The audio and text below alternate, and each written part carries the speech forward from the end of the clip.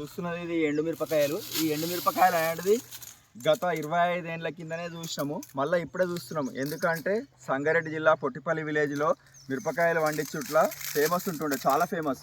అంటే అప్పుడు మొత్తం ప్రతి ఒక్క రైతు ఊర్లో ఎంతమంది ఉంటారో అంతమంది రైతులందరూ ఈ ఎండుమిరపకాయలు వేసి ప్రతి ఒక్క చేనులో అసలు జాగా సరిపోకపోతుండే. ఇవన్నీ ఇట్లా మండేలు ఎండ పోస్తే ఇవన్నీ తీసుకొని పోయి మనం సోలాపూర్లో అమ్ముతుంటే, అప్పుడు సోలాపూర్ పోయి అమ్ముడు అంటే చాలా ఫేమస్. అసలు మిరపకాయలు అనేది ఇక్కడ కొనడానికి ఎవరు రాకుండా ప్రతి ఒక్క రైతు సోలాపూర్ పోయి అమ్ముకొని అక్కడ ఉన్న రగ్గులు కానీ రేణువలు కానీ అవన్నీ తెచ్చుకొని అప్పుడు ఫీల్ అయిపోతుంది. అటువంటిది ఇప్పుడు మళ్ళీ వేస్తారు కాబట్టి ఇప్పుడు చాలా రేటు ఉన్నది. అప్పుడు రేటు తక్కువ ఉంటుండే. ఇప్పుడు ప్రతి ఒక్క రైతు పత్తికే కాబట్టాడు. ఈ పత్తి వేసే వదలు కాటన్ పండించే వదలు ఇట్లాంటి పంటలు జొన్నలు కానీ శనగలు కానీ ఇట్లా మిరపకాయలు ఇస్తుంటివి పండిస్తేనే మనకు రేట్ అనేది ఎక్కువ ఉన్నది ఇప్పుడు తోగాళ్ళకి గిడ. అసలు ఇప్పుడు ఈ మిరపకాయ రేట్ ఎంత అనుకుంటారు మీరు తెలుసా?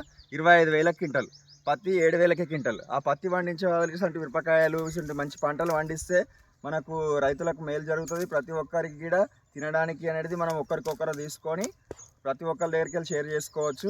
మేమైతే ఇప్పుడే చూస్తున్నాం. ఇట్లా ప్రతి ఒక్క రైతుకు తెలియజేయడం ఏమన్నదంటే ప్రతి ఒక్కరు మిరపకాయలు, జొన్నలు, శనగలు, లంకలు, ఔషలు ఇసుంటి తొగాళ్ళు ఇసుంటి వండేయాలని కోరుతున్నాము. Okay, right.